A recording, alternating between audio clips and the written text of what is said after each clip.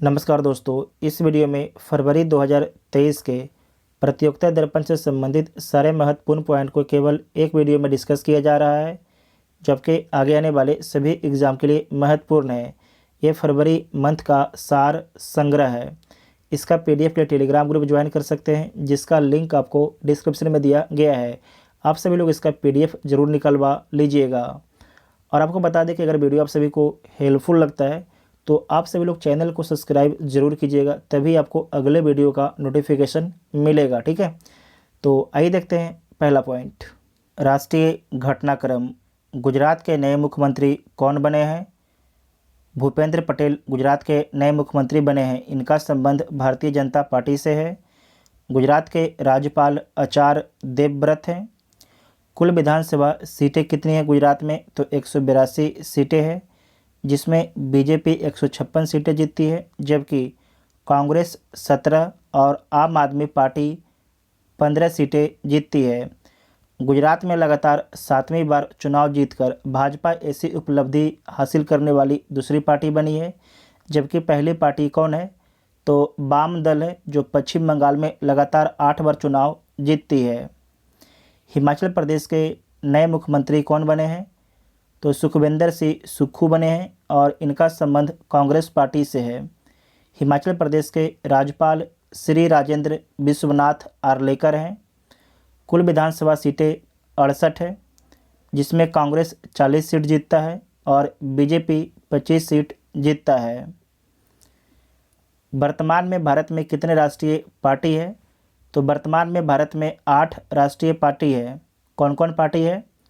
भारतीय राष्ट्रीय Congress party, Bharatiya Janata party, Bahujan Samajwadi party, Bharatiya communist party, Marxwadi communist party, Rashtrawadi Congress party, all India Trinamool Congress, national people's party और आम आदमी party को जो है 9वां राष्ट्रीय पार्टी का दर्जा मिल सकता है। फ्रांस से 36वां अंतिम राफेल विमान भारत कब पहुंचा है? तो 15 दिसंबर 2022 को पहुंचा है। फ्रांस की डसाल्ट एविएशन कंपनी के द्वारा राफेल विमान को बनाया गया है। भारत में इन विमानों को हरियाणा के अंबाला में तथा पश्चिम बंगाल के हासीमारा में तैनात किया गया है। राफेल विमान के स्क्वाड्रन को गोल्डन एरो नाम दिया गया है। जो राफेल विमान का स्क्वाड्रन है, उसका नाम गोल्डन एरो दिया गया है। आयुष चिकित्सा प्रणालियों के शिक्षा एवं अनुसंधान को बढ़ावा देने के लिए कितने नए राष्ट्रीय संस्थान स्थापित किए गए हैं? तो 3 राष्ट्रीय संस्थान स्थापित किए गए हैं। केंद्रीय आयुष मंत्री कौन है? तो श्री सर्बानंद सोनोवाल केंद्रीय आयुष मंत्री हैं। 3 राष्ट्रीय संस्थान कौन कौन स्थापित किए गए हैं? तो पहला नाम है अखिल भारतीय आयुर्वेद संस्थान, इसे गोवा के पणजी में स्थापित किया गया है। दूसरा है राष्ट्रीय यूनानी चिकित्सा संस्थान, इसे उत्तर प्रदेश के गाजियाबाद में स्थापित किया गया है। तीसरा है राष्ट्रीय होम्योपैथी संस्थान, जिसे दिल्ली में स्थापित किया गया है। केंद्र सरकार ने किस केंद्र शासित प्रदेश के 21 द्वीपों का नाम वीर जवानों के नाम पर रखा है? तो अंडमान और निकोबार द्वीप समूह के 21 द्वीपों का नाम जो है वीर जवानों के नाम पर रखा गया है। सरकार के इस पहल के तहत अंडमान ने पहले INAN 370 द्वीप का नामकरण मेजर सोमनाथ शर्मा के नाम पर किया है। अब सोमनाथ द्वीप के नाम से इसे जाना जाएगा। मेजर शर्मा परमवीर चक्र प्राप्त करने वाले पहले योद्धा थे, जिन्होंने 3 नवंबर 1947 को बड़गांव युद्ध में अपना बलिदान दे दिया था। इन द्वीपों में आपको याद रखना है कि 16 उत्तरी और मध्य अंडमान जिले में स्थित है, जबकि 5 द्वीप दक्षिण अंडमान में स्थित है। इससे पहले अंडमान निकोबार द्वीप समूह के 3 द्वीपों का नाम बदला गया था। जो रॉस द्वीप था, उसका वर्तमान में नाम सुभाष चंद्र बोस कर दिया गया है। हैवलॉक द्वीप को स्वराज द्वीप बोला जाता है। नील द्वीप को शहीद द्वीप कर दिया गया है। अमृत भारत स्टेशन योजना क्या है? 1000 से अधिक छोटे किंतु महत्वपूर्ण रेलवे स्टेशनों का उन्नयन, अपग्रेडेशन एवं नवीकरण इस योजना के तहत किया जाएगा। ठीक है, समझ गए कि जो अमृत भारत स्टेशन योजना है इसके तहत 1000 से अधिक छोटे किंतु महत्वपूर्ण रेलवे स्टेशनों का जो है उन्नयन, अपग्रेडेशन एवं नवीकरण किया जाएगा। ठीक है, 1 जनवरी 2023 से किस राज्य के लोकसभा एवं विधानसभा सीटों का पुनर्परिसीमन किया जा रहा है? तो असम राज्य के लोकसभा एवं विधानसभा के सीटों का जो है पुनर्परिसीमन किया जा रहा है 1 जनवरी 2023 से। राष्ट्रीय अपराध रिकॉर्ड ब्यूरो की रिपोर्ट के अनुसार वर्ष 2021 के दौरान देश में कितने सड़क दुर्घटनाएं हुई है? तो 4,31,16 4,31,16। देश की सबसे अधिक दूरी तक मार करने वाली मिसाइल अग्नि 5 का परीक्षण कहाँ से किया गया है? तो उड़ीसा के बालासोर तट के निकट स्थित अब्दुल कलाम परीक्षण केंद्र से किया गया है। अब्दुल कलाम परीक्षण केंद्र से किया गया है। अग्नि के बारे में ध्यान रखिएगा कि इसे विकसित जो है भारत के रक्षा अनुसंधान एवं विकास संगठन DRDO द्वारा भारत डायनेमिक्स लिमिटेड के सहयोग से किया गया है।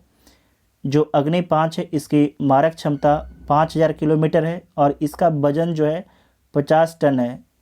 और साथ ही आपको ध्यान रखना है कि जो वारहेड है उसका वेट है 1.5 टन। ठीक है, अगर वजन कम कर दिया जाए तो जो अग्नि 5 है इसकी मारक क्षमता को जो है 7000 किलोमीटर तक किया जा सकता है। साथ ही आपको ध्यान रखना है कि जो अग्नि 5 है सतह से सतह पर मार करने वाली बैलिस्टिक मिसाइल है। आप सभी लोग कमेंट करके बताइएगा कि बैलिस्टिक मिसाइल और क्रूज मिसाइल में क्या अंतर होता है। आप सभी लोग कमेंट करके बताइएगा। भारतीय गणतंत्र दिवस 2023 पर किस देश के राष्ट्रपति मुख्य अतिथि होंगे? तो मिस्र के राष्ट्रपति मुख्य अतिथि होंगे जिनका नाम है अब्दुल फतह अल सीसी। तमिलनाडु का कौन सा गांव राज्य में पहला जैव विविधता विरासत स्थल के रूप में अधिसूचित किया गया है? तो उस गांव का नाम क्या है? तो अरीटा पट्टी उसका नाम है। अरीता पट्टी उसका नाम है। गोल्डन ग्लोब 2022 में भारत के किस फिल्म को नाटू नाटू सॉन्ग को बेस्ट सॉन्ग अवार्ड मिला है? तो आपको याद रखना है कि RRR मूवी के जो है नाटू नाटू सॉन्ग को बेस्ट सॉन्ग का अवार्ड मिला है गोल्डन ग्लोब अवार्ड में। और आपको ध्यान रखना है कि राजा मौली के ये तेलुगु फिल्म था। राजा मौली का जो है ये तेलुगु फिल्म था। नेक्स्ट पॉइंट है कि किस तूफानी चक्रवात ने तमिलनाडु, आंध्र प्रदेश व पुडुचेरी में दिसंबर 2022 में भारी नुकसान किया है? तो उसका नाम क्या था? तो इसका नाम था मेंडूस। क्या नाम था? मेंडूस इसका नाम था। इसका चर्चा जो है न्यूज में बहुत ही कम किया गया था। नेक्स्ट पॉइंट है अंतर्राष्ट्रीय घटनाक्रम। अरुणाचल प्रदेश के तवांग क्षेत्र में भारत चीन सेना में झड़प कब हुआ? तो झड़प हुआ था 9 दिसंबर 2022 को। आपको याद रखना है अरुणाचल प्रदेश के तवांग क्षेत्र में। LAC line of actual control, LOC line of control. LAC Bharat और चीन के बीच में है और LOC भारत और पाकिस्तान के बीच में है। रक्षा मंत्री राजनाथ सिंह हैं। भ्रष्टाचार के मामले में किस देश के पूर्व राष्ट्रपति अब्दुल्ला यामीन को 11 वर्ष के कारावास की सज़ा हुई है? तो ये कहाँ के पूर्व राष्ट्रपति हैं? तो मालदीव के पूर्व राष्ट्रपति हैं। वर्तमान में मालदीव के राष्ट्रपति कौन है? तो इब्राहिम मोहम्मद सोली हैं। इब्राहिम मोहम्मद सोली हैं। और आपको याद रखना है कि मालदीव जो है हिंद महासागर में एक द्वीपीय देश है। प्रशांत महासागरीय देश फिजी के नए प्रधानमंत्री कौन बने हैं?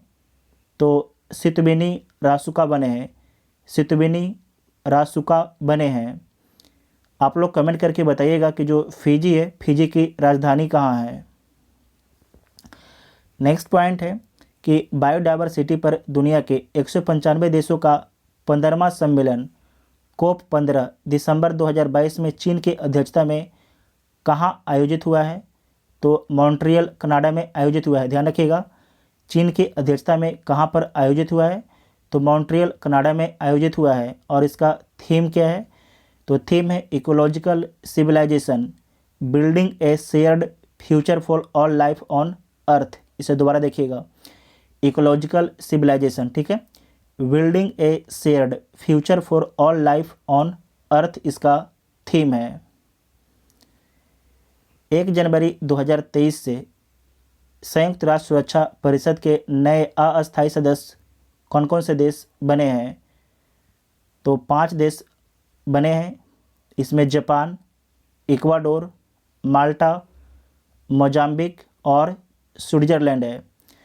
जबकि 31 दिसंबर 2022 को भारत, आयरलैंड, केनिया, मैक्सिको और नॉर्वे का जो आपके कार्यकाल था उसका समाप्त हो गया है। जापान रिकॉर्ड 12वीं बार सुरक्षा परिषद का अस्थायी सदस्य जून 2022 में चुना गया था। और इसका कार्यकाल कब से प्रारंभ होता है? तो 1 जनवरी 2023 से प्रारंभ होता है। वह पहले ही सर्वाधिक 11 बार जो है सुरक्षा परिषद का अस्थायी सदस्य रह चुका है। साथ ही आपको ध्यान रखना है कि ब्राज़ील भी जो है 11 बार सुरक्षा परिषद का अस्थायी सदस्य चुना जा चुका है। जबकि भारत के बारे में आपको याद रखना है कि भारत जो है 8 बार जो है सुरक्षा परिषद का अस्थायी मेंबर रह चुका है भारत, ठीक है। सुरक्षा परिषद के 5 अस्थायी मेंबर कौन कौन हैं? तो अमेरिका, रूस, फ्रांस, ब्रिटेन और चीन है। नेक्स्ट पॉइंट है कि विश्व की सर्वाधिक शक्तिशाली 100 महिलाओं की फोर्ब्स सूची में पहला स्थान किसे मिला है? तो उर्सिला बान डेर लियोन को मिला है। उर्सिला बान डेर लियोन को मिला है। और आपको याद रखना है कि इनका संबंध जर्मनी देश से है। इनका संबंध जर्मनी देश से है। विश्व की सर्वाधिक शक्तिशाली 100 महिलाओं की सूची में भारत की कितनी महिलाएं शामिल हैं? तो भारत की 6 महिलाएं शामिल हैं। इसमें आपको ध्यान रखना है कि जो निर्मला सीतारमण है इन्हें 36वां स्थान मिलता है, जो भारत की वित्त मंत्री हैं। रोशनी नाडर मल्होत्रा इन्हें 53वां स्थान दिया जाता है। उसके बाद भारत की किरण मजूमदार 100 हैं, इनको 77वां स्थान दिया जाता है। फाल्गुनी नायर को 82वां स्थान दिया जाता है। माधुरी पुरी बुच इन्हें भी 100 के अंदर शामिल किया जाता है। और माधवी पुरी बुच के बारे में याद रखिएगा कि सेबी की पहली महिला अध्यक्ष कौन है? तो माधवी पुरी बुच हैं। उसके बाद सोमा मंडल भी 100 के अंदर हैं। सोमा मंडल के बारे में याद रखिएगा कि महारत्न कंपनी के चेयरमैन बनने वाली पहली महिला हैं। महारत्न कंपनी की चेयरमैन बनने वाली जो है सोमा मंडल पहली महिला हैं। हाल ही में किस देश के द्वारा समलैंगिक विवाह को कानूनी मान्यता दिया गया है? तो अमेरिका के द्वारा जो है समलैंगिक विवाह को कानूनी मान्यता दिया गया है हाल ही में। म्यांमार की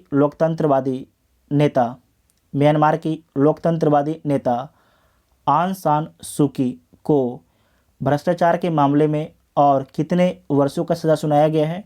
तो और जो है 7 वर्षों का सज़ा सुनाया गया है। और आपको ध्यान होगा कि जो म्यांमार देश है यहाँ पर सैनिक शासन अभी चल रहा है और जो आंग सान सूकी हैं इनको जेल में डाल दिया गया है। तो आपसे पूछा जा सकता है कि जो आंग सान सूकी हैं इनको नोबेल का शांति पुरस्कार कब दिया गया था? तो 1991 में दिया गया था। नेक्स्ट पॉइंट है बेंजामिन नेतन्याहू, इनका संबंध लिक्विड पार्टी से है। तो बेंजामिन नेतन्याहू 6ठी बार किस देश के प्रधानमंत्री बने हैं? तो इजराइल के प्रधानमंत्री बने हैं। नेतन्याहू सरकार के जो है 3 राष्ट्रीय लक्ष्य हैं। ये कौन कौन लक्ष्य है इसके बारे में देख लीजिए। ईरान को परमाणु आयुध की ओर बढ़ने से रोकना, मतलब कि इनका कहना है कि ईरान जो है परमाणु हथियार ना प्राप्त कर पाए, अगर प्राप्त करने का प्रयास करेगा तो उसे रोकने का प्रयास करेगा इजराइल। पूरे देश में बुलेट ट्रेन चलाएगा इजराइल। उसके बाद तीसरा पॉइंट है कि अब्राहम समझौते के दायरे में और अधिक अरब देशों को लाना, ठीक है। ये अब्राहम समझौते में अभी कौन कौन से देश आपके शामिल हैं? तो यूएई, बहरीन और इजराइल शामिल हैं। और आपको याद रखना है कि जो अब्राहम समझौता है किस देश के सहयोग से हुआ था, तो यूएसए के सहयोग से हुआ था। और उस समय जो यूएसए के राष्ट्रपति थे डोनाल्ड ट्रंप थे, ठीक है, डोनाल्ड ट्रंप थे। नेपाल के नए प्रधानमंत्री कौन बने हैं, तो पुष्पकमल दहल प्रचंड बने हैं, पुष्पकमल दहल प्रचंड बने हैं। और इनका संबंध कम्युनिस्ट पार्टी ऑफ नेपाल से है। इंडोनेशिया में कौन सा ज्वालामुखी दिसंबर 2022 में सक्रिय हो गया था, उसका नाम क्या है, माउंट सेमेरू ज्वालामुखी उसका नाम है। और इसका लोकेशन क्या है, तो जावा द्वीप पर स्थित है माउंट सेमेरू। टाइम मैगजीन ने किसे पर्सन ऑफ द ईयर 2022 चुना है, तो व्लादिमीर जेलेंस्की को चुना है जो यूक्रेन के राष्ट्रपति हैं। जापान के किस निजी कंपनी का लैंडर चंद्रमा के लिए दिसंबर 2022 में रवाना हो गया है, तो आई स्पेस इंक कंपनी का, ठीक है। ईरान को किस संयुक्त राष्ट्र आयोग से दिसंबर 2022 में निष्कासित कर दिया है, तो निष्कासित कर दिया गया है commission on the state of women से, commission on the state of women से। अमेरिकी अंतरिक्ष एजेंसी नासा के आर्टेमिस 1 मिशन का कौन सा स्पेसक्राफ्ट चंद्रमा की यात्रा पूरी करके धरती पर वापस दिसंबर 2022 में लौट आया है, तो उसका नाम क्या है, उसका नाम है ओरियन स्पेसक्राफ्ट, ओरियन स्पेसक्राफ्ट उसका नाम है, ठीक है। नेक्स्ट पॉइंट है कि भारतीय मूल के कौन नेता आयरलैंड के नए प्रधानमंत्री दिसंबर 2022 में चुने गए हैं, तो उनका नाम है लियो बराडकर, लियो बराडकर भारतीय मूल के हैं, तो आपके एग्ज़ाम के लिए महत्वपूर्ण हो जाता है। उसके बाद है आर्थिक घटनाक्रम से संबंधित पॉइंट है, तो देख लीजिए। औद्योगिक श्रमिकों के लिए उपभोक्ता मूल्य सूचकांक consumer price index for industrial workers किसके द्वारा जारी किया जाता है, तो श्रम मंत्रालय के लेबर ब्यूरो के द्वारा जारी किया जाता है, श्रम मंत्रालय के लेबर ब्यूरो के द्वारा जारी किया जाता है। इसे दोबारा देख लीजिएगा। औद्योगिक श्रमिकों के लिए उपभोक्ता मूल्य सूचकांक किसके द्वारा जारी किया जाता है, तो श्रम मंत्रालय के लेबर ब्यूरो के द्वारा जारी किया जाता है। औद्योगिक श्रमिकों के लिए उपभोक्ता मूल्य सूचकांक जारी किया जाता है, जिसका आधार वर्ष क्या है, तो इसका आधार वर्ष 2016 है, आधार वर्ष जो है 2016 है। वित्त मंत्रालय की रिपोर्ट के अनुसार सितंबर 2022 के अंत में भारत पर विदेशी कर्ज कितना है, तो भारत पर विदेशी कर्ज सितंबर 2022 के अंत तक 610.5 अरब डॉलर है। बालिकाओं के लिए बचत योजना सुकन्या समृद्धि खातों पर ब्याज दर कितना प्रतिशत मिलेगा, तो 7.6% मिलेगा, 7.6% मिलेगा। India Australia economic corporation and trade agreement कब लागू हुआ है, तो 29 दिसंबर 2022 से लागू हुआ है।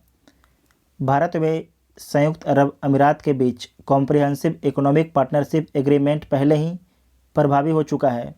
सिंपल लैंग्वेज में आपको बोले तो भारत जो है फ्री ट्रेड एग्रीमेंट सबसे पहले संयुक्त अरब अमीरात के साथ में किया, उसके बाद भारत जो है ऑस्ट्रेलिया के साथ में फ्री ट्रेड एग्रीमेंट कर लिया। इसे नोट कीजिएगा, वेरी वेरी इंपॉर्टेंट पॉइंट है। और लागू कब हुआ है ऑस्ट्रेलिया के साथ में, तो 29 दिसंबर 2022 को लागू हुआ है।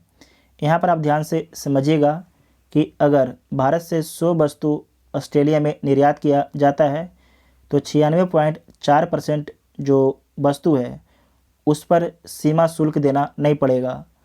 लेकिन अगर ऑस्ट्रेलिया भारत में कोई 100 वस्तु भेजता है तो ऑस्ट्रेलिया को जो है 85% जो वस्तु है उस पर सीमा शुल्क देना नहीं पड़ेगा, लेकिन 15% वस्तु पर आपको सीमा शुल्क देना पड़ेगा ऑस्ट्रेलिया को भारत में, जबकि भारत जो है 3.6 वस्तु पर जो है ऑस्ट्रेलिया में सीमा शुल्क देगा, ठीक है।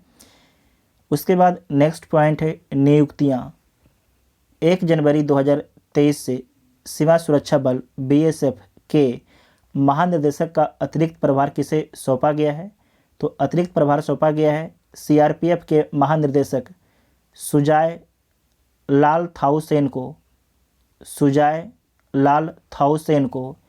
रेलवे बोर्ड के नए अध्यक्ष और मुख्य कार्यकारी अधिकारी, चेयरमैन और सीईओ कौन बने हैं? तो अनिल कुमार लाहोटी बने हैं। अनिल कुमार लाहोटी बने हैं। अखिल भारतीय तकनीकी शिक्षा परिषद के नए अध्यक्ष कौन बने हैं? तो टी.जी. सीताराम बने हैं। Oil India natural gas corporation ONGC के नए चेयरमैन कौन बने हैं? तो अरुण कुमार सिंह बने हैं। केंद्रीय जल आयोग के नए अध्यक्ष कौन बने हैं? तो जे चंद्रशेखर अय्यर बने हैं। जे चंद्रशेखर अय्यर बने हैं। फिक्की के नए अध्यक्ष कौन बने हैं? तो शुभ्रकांत पांडा बने हैं। शुभ्रकांत पांडा जो है फिक्की के नए अध्यक्ष बने हैं। फिक्की का फुल फॉर्म क्या होता है? तो federation of Indian chamber of commerce and industry इसका फुल फॉर्म होता है। इसे नोट कीजिएगा, पूछा जाता है। जनता दल यू के अध्यक्ष दिसंबर 2022 में पुनः निर्वाचित कौन हुए हैं? तो राजीव रंजन सिंह उर्फ ललन सिंह को निर्वाचित हुए हैं। राजीव रंजन सिंह, जिनका दूसरा नाम है ललन सिंह। तो आपको याद रखना है कि जनता दल यू के अध्यक्ष कौन है? तो ललन सिंह हैं। भारतीय मूल की किस महिला को अमेरिका केंद्रीय बैंक फेडरल रिजर्व की प्रथम उपाध्यक्ष वे मुख्य परिचालन अधिकारी कौन बनी है? तो उनका नाम है सुष्मिता शुक्ला है। उनका नाम है सुष्मिता शुक्ला। और आपको याद रखना है ये भारतीय मूल की व्यक्ति हैं जो फेडरल रिजर्व बैंक की प्रथम उपाध्यक्ष वे मुख्य परिचालन अधिकारी बनी हैं। उसके बाद है पुरस्कार और सम्मान के बारे में देखिएगा। तो अमेरिकी पत्रिका टाइम ने वर्ष 2022 के लिए पर्सन ऑफ द ईयर किसे घोषित किया है? तो आपने पहले ही देख चुके हैं।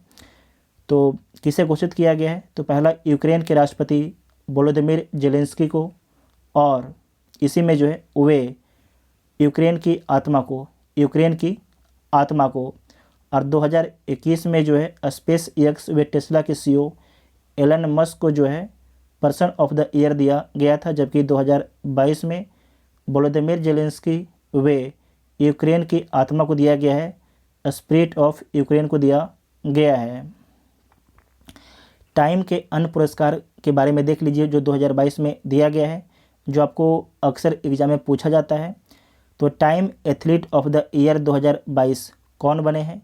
तो अरुण जज बने हैं। अरुण जज बने हैं। हीरो ऑफ द ईयर 2022 कौन चुने गई हैं?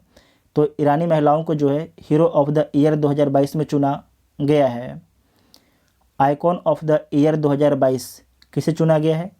तो मलेशियाई अभिनेत्री मिशेल मोह को। एंटरटेनमेंट ऑफ द ईयर 2022 ये चुना गया है दक्षिण कोरिया के पॉप बैंड ब्लैक पिंक को। ठीक है, ब्लैक पिंक को चुना गया है। मिस अर्थ 2022 का खिताब किसने जीता है? तो दक्षिण कोरिया की सुंदरी मीना चोई के द्वारा जीता गया है। दक्षिण कोरिया की सुंदरी मीना चोई के द्वारा जो है मिस अर्थ 2022 जीता गया है। इसका आयोजन फिलीपींस के मनीला में किया गया। मिसेज वर्ल्ड 2022 का खिताब किसने जीता है? तो सरगम कौशल के द्वारा जीता गया है। इनका संबंध भारत देश से है। और आपको याद रखना है कि सरगम कौशल दूसरा भारतीय हैं जिन्होंने मिसेज वर्ल्ड 2022 का खिताब जीता है। पहली महिला कौन है? तो अदिति गोवित्रीकर हैं। इनके द्वारा 2001 में जीता गया था। 2001 में जीता गया था, 21 वर्ष पहले जीता गया था। नेक्स्ट पॉइंट है कि पुरुष खिलाड़ियों के ATP पुरस्कार 2022 किसके द्वारा जीता गया है? तो राफेल नडाल के द्वारा जीता गया है और इनका संबंध स्पेन से है। जबकि महिला खिलाड़ियों के ATP पुरस्कार 2022 किसके द्वारा जीता गया? तो महिला में जीता गया है ईगा स्वेटेक के द्वारा जीता गया और इनका संबंध पोलैंड देश से है। ATP का फुल फॉर्म क्या होता है? तो एसोसिएशन ऑफ टेनिस प्रोफेशनल्स इसका फुल फॉर्म होता है। उसके बाद है ITF, इसका फुल फॉर्म होता है इंटरनेशनल टेनिस फेडरेशन। और WTA इसका फुल फॉर्म होता है वुमेन्स टेनिस एसोसिएशन। यहाँ से कभी कभार आपसे एग्जाम में पूछा जाता है फुल फॉर्म। ठीक है, उसके बाद है कि विश्व बैडमिंटन महासंघ के पुरस्कार 2022 में विश्व की सर्वश्रेष्ठ पैरा बैडमिंटन खिलाड़ी का पुरस्कार किसे मिला है?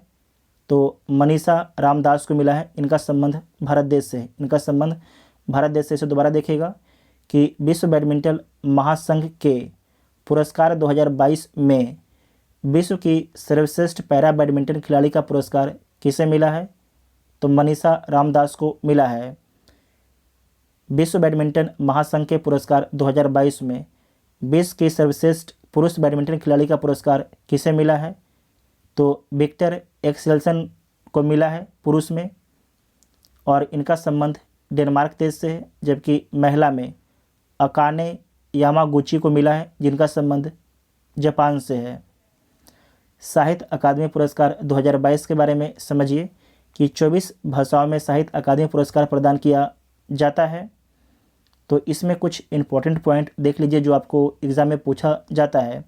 पहला है अंग्रेजी भाषा। अंग्रेजी भाषा में किसे दिया गया? तो अनुराधा राय को दिया गया। और किस उपन्यास के लिए? तो all the lives we never lived के लिए, all the lives we never lived उपन्यास के लिए, ठीक है। उसके बाद हिंदी में बद्री नारायण को दिया गया है, बद्री नारायण को दिया गया है। और किस कविता संग्रह के लिए? तो टुमाडी के शब्द के लिए, टुमाडी के शब्द के लिए। उसके बाद मैथिली में दिया गया है अजीत आज़ाद को, किस कविता संग्रह के लिए? तो पेन ड्राइव में पृथ्वी, पेन ड्राइव में पृथ्वी। वेरी वेरी इंपॉर्टेंट पॉइंट है, यहाँ से एग्ज़ाम में क्वेश्चन पूछा ही जाता है। उसके बाद है संस्कृत में किसे दिया गया है? तो जनार्दन प्रसाद पांडे को दिया गया है। और किस कविता के लिए? तो दीप माणिक्यम के लिए, दीप माणिक्यम के लिए। उर्दू में किसे दिया गया है? तो अनीस अशफाक को दिया गया है। और इनका जो उपन्यास है ख्वाब शराब है, ख्वाब शराब इनका उपन्यास है। वर्ल्ड एथलेटिक्स के वर्ष 2022 के लिए सर्वश्रेष्ठ एथलीट का पुरस्कार किसे मिला है? तो देख लीजिए, पुरुष में मोंडो डुप्लाटिस को मिला है और इनका संबंध स्वीडन देश से है। जबकि महिला में सिडनी मैकलागलिन को मिला है, सिडनी मैकलागलिन को मिला है और इनका संबंध अमेरिका देश से है और ये अमेरिका की धाविका हैं, ठीक है। तो इसे ध्यान से दोबारा आप देख लीजिए कि वर्ल्ड एथलेटिक्स के लिए वर्ष 2022 के लिए सर्वश्रेष्ठ एथलीट का पुरस्कार किसे मिला है? तो पुरुष में मोंडो डुप्लाटिस को मिला है, जबकि महिला में सिडनी मैकलागलिन को मिला है। उसके बाद नेक्स्ट पॉइंट है जमुनालाल बजाज पुरस्कार 2022 के बारे में समझ लीजिए। 44वें जमुनालाल बजाज पुरस्कार की घोषणा मुंबई में दिसंबर 2022 में की गई। 4 श्रेणियों में जमुनालाल बजाज पुरस्कार प्रदान किया जाता है। तो देख लीजिए, पहला है भारत से बाहर गांधीवादी विचारों व जीवन मूल्य के प्रसार के लिए किसे पुरस्कार दिया गया है? तो लेबनान के डॉक्टर ओगिराट यूनान व डॉक्टर वालिद सियासी को दिया गया है, वालिद सियासी को दिया गया है। ओगिराट यूनान व डॉक्टर वालिद सियासी को दिया गया है। और रचनात्मक कार्यों के लिए नीलेश देसाई को दिया गया है। ग्रामीण विकास हेतु विज्ञान और तकनीकों के इस्तेमाल के लिए मनसुख भाई प्रजापति को दिया गया है, इनका संबंध गुजरात से है। महिलाओं व बच्चों के कल्याण व उन्नयन के लिए जानकी देवी पुरस्कार सोफिया साई को दिया गया है, सोफिया साई को दिया गया है। नेक्स्ट पॉइंट है निर्धन। ब्राज़ील के किस महान फुटबॉलर का हाल ही में निर्धन हो गया? तो उनका नाम क्या है? पेले उनका नाम है। जो पेले हैं इनका मूल नाम क्या है? तो इनका जो मूल नाम है Edson Arantes do Nascimento, Edson Arantes do Nascimento इनका मूल नाम है। प्रधानमंत्री श्री नरेंद्र मोदी की मां हीराबा मोदी का 100 वर्ष की आयु में 30 दिसंबर 2022 को अहमदाबाद के एक अस्पताल में निर्धन हो गया। तो आपको याद रखना है, जो प्रधानमंत्री मोदी हैं इनकी मम्मी का नाम, माँ का नाम जो है हीराबा है। नेक्स्ट पॉइंट है पुस्तकें। तो इसमें पहला पुस्तक है the life in the shadows A memoir. इसके लेखक कौन है? तो A.S. दुलत हैं। The magic of the last story, इसके राइटर हैं सुधा मूर्ति हैं। हैप्पी प्लेस, इस बुक के राइटर हैं एमिली हेनरी। उसके बाद है चेन ऑफ थ्रोन्स, इसके लेखक कौन है? तो कंसाद्रा क्लेयर हैं। नेक्स्ट पॉइंट है वर्ष, दिवस और सप्ताह के बारे में देखिए। 1 दिसंबर को विश्व एड्स दिवस मनाया गया। 3 दिसंबर को पूर्व राष्ट्रपति डॉक्टर राजेंद्र प्रसाद की जयंती मनाई गई। 4 दिसंबर को नौसेना दिवस मनाया गया।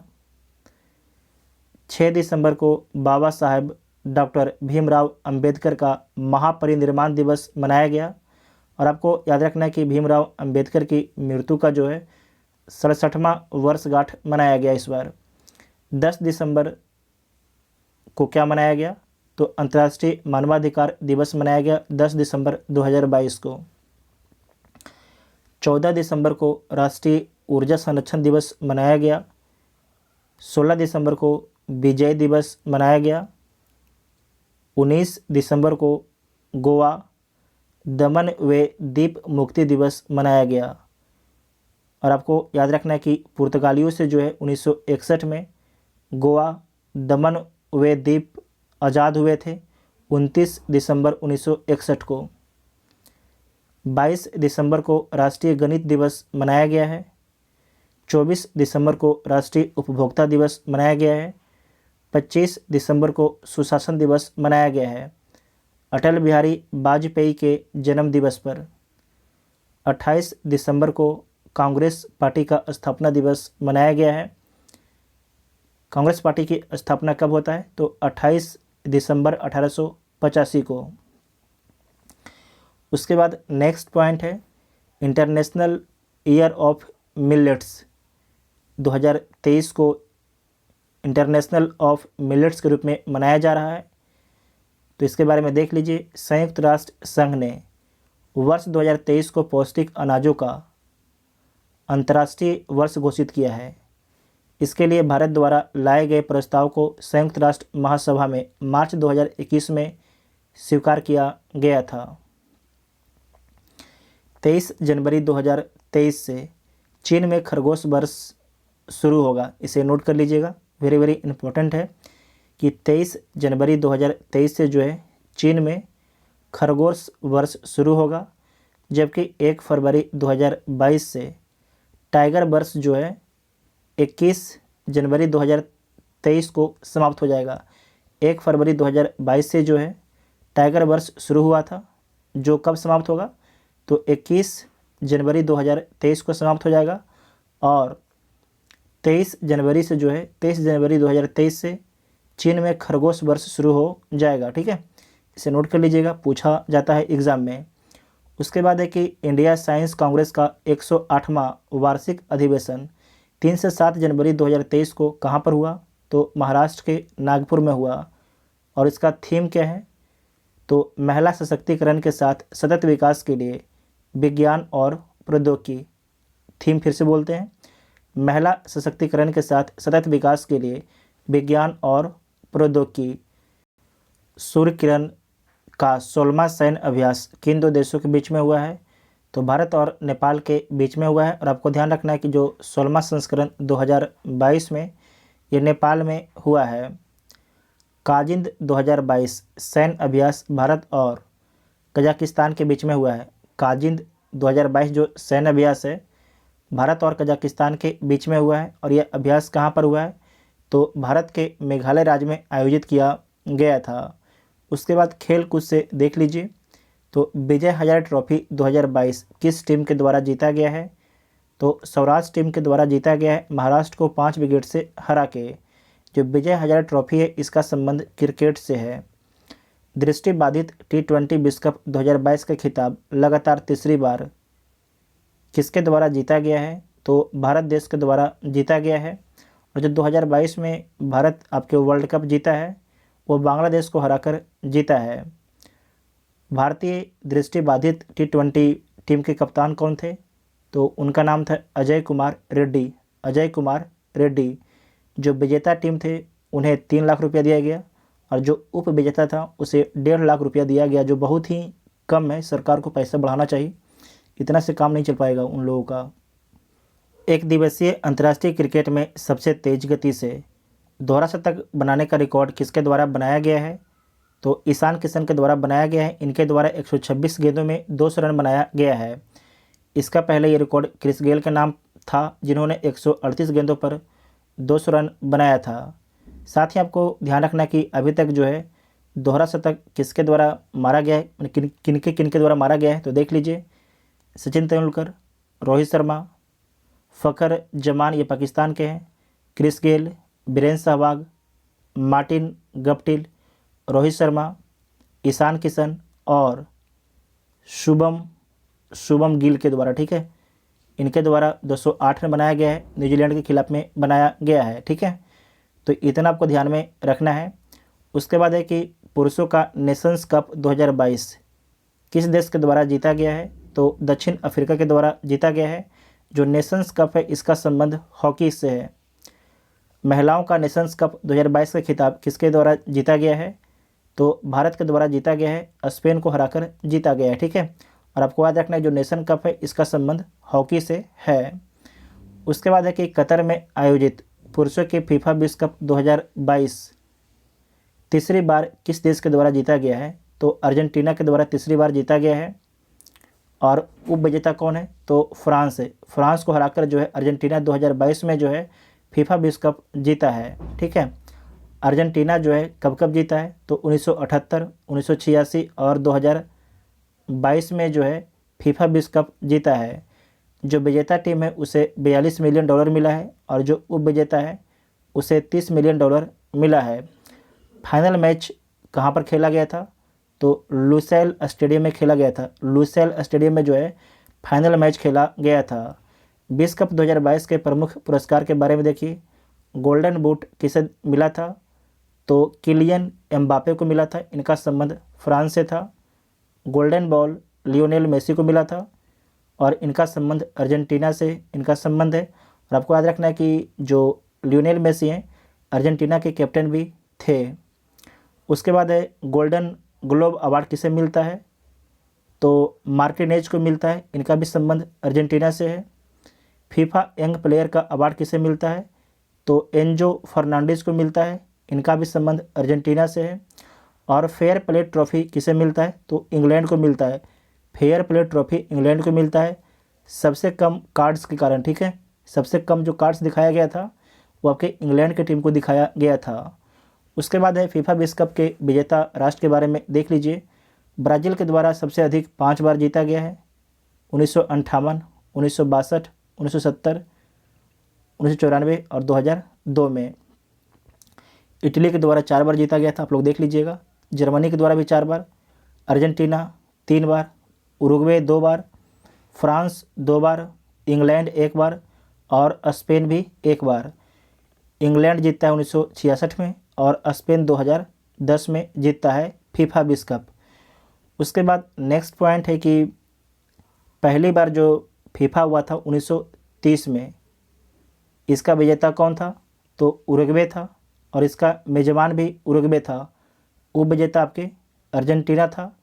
टोटल आपको ध्यान रखना कि 38 टीमें भाग ली थी, 13 टीमें, टोटल जो 13 टीमें भाग ली थी और इसमें 18 मैच खेला गया था। उसके बाद 2022 के बारे में देखिएगा कि 2022 का आयोजन कतर में किया गया। कुल 32 टीमें भाग ली, 64 मैच खेला गया टोटल आपके, और इसका जो फाइनल है अर्जेंटीना के द्वारा जीता गया है फ्रांस को हराकर। 2026 में फीफा कहाँ पर होगा? तो अमेरिका, कनाडा, मैक्सिको में होगा, ठीक है। और इसमें टोटल आपके 48 टीमें भाग लेगी और टोटल 80 मैच खेला जाएगा, ठीक है। उसके बाद फीफा में जो फीफा कतर में हुआ उसका शुभंकर क्या है? तो लिब इसका शुभंकर है, जिसका अर्थ होता है सुपर स्किल्ड प्लेयर, ठीक है। सुपर स्किल्ड प्लेयर इसका अर्थ होता है। उसके बाद है कि पुर्तगाल के स्टार फुटबॉलर क्रिस्टियानो रोनाल्डो अब सऊदी अरब के जो है अल नासर क्लब से खेलेंगे। इसे नोट कर लीजिएगा, वेरी वेरी इंपॉर्टेंट है। पहले जो आपके क्रिस्टियानो रोनाल्डो थे ये किस टीम से खेलते थे? तो मैनचेस्टर क्लब से खेलते थे, लेकिन अब जो है अल नासर क्लब से खेलेंगे, ठीक है। और इनका संबंध किस देश से है? तो इनका संबंध पुर्तगाल देश से है। उसके बाद है कि विश्व बैडमिंटन महासंघ के वर्ल्ड टूर फाइनल्स 2022 किसके द्वारा जीता गया है? तो पुरुष में जीता गया है, पुरुष एकल खिताब जीता गया है विक्टर एक्सेल्सन के द्वारा जीता गया है, जिनका संबंध डेनमार्क से है। और महिला एकल का खिताब जो है अकाने यामागुची के द्वारा जीता गया, जिनका संबंध जापान से है। टेबल टेनिस फेडरेशन के अध्यक्ष कौन बनी है? तो मेघना अहलावत बनी है, मेघना अहलावत। और आपको याद रखना है कि जो मेघना अहलावत है हरियाणा के उप मुख्यमंत्री दुष्यंत चौटाला की पत्नी है। नेक्स्ट पॉइंट है कि विश्व भारोत्तोलन चैंपियनशिप 2022 में भारत के लिए एक रजत पदक किसके द्वारा जीता गया है? तो मीराबाई चानू के द्वारा जीता गया है 49 किलोग्राम भार वर्ग में। और इसका आयोजन जो है कोलंबिया के बगोटा में इसका आयोजन किया गया था। आगामी विश्व भारोत्तोलन चैंपियनशिप का आयोजन सऊदी अरब के रियाद में सितंबर 2023 में होगा, ठीक है। तो फरवरी महीने से जितना भी आपके करंट अफेयर था सारे करंट अफेयर को कवर कर लिया गया है। और ये सारे करंट अफेयर आपके किसके थे? तो पीडी के थे, प्रतियोगिता दर्पण के थे। अगर आप लोग मैगजीन नहीं भी खरीदिएगा तो आपको कोई ज़रूरत खरीदने की भी है भी नहीं, क्योंकि हम सारे पॉइंट को लगभग यहाँ पर कवर करा देते हैं। आप लोग को सिर्फ एक ही काम करना है कि इसका पीडीएफ को जो है टेलीग्राम ग्रुप से निकलवा लेना है, फोटो कॉपी करा के आप लोग अपने पास रखिएगा और इससे बार बार आप लोग रिवीजन कीजिएगा। आप लोग को जितना भी पीडीएफ की ज़रूरत है सारे टेलीग्राम पर अपलोड कर दिया जाता है। तो जो अभी तक टेलीग्राम ग्रुप ज्वाइन नहीं किया, टेलीग्राम ग्रुप ज्वाइन जरूर कर लीजिएगा। अगर वीडियो आप सभी को हेल्पफुल लगेगा तो चैनल को सब्सक्राइब जरूर कीजिएगा और वीडियो अपने दोस्तों में शेयर कीजिएगा। Thank you.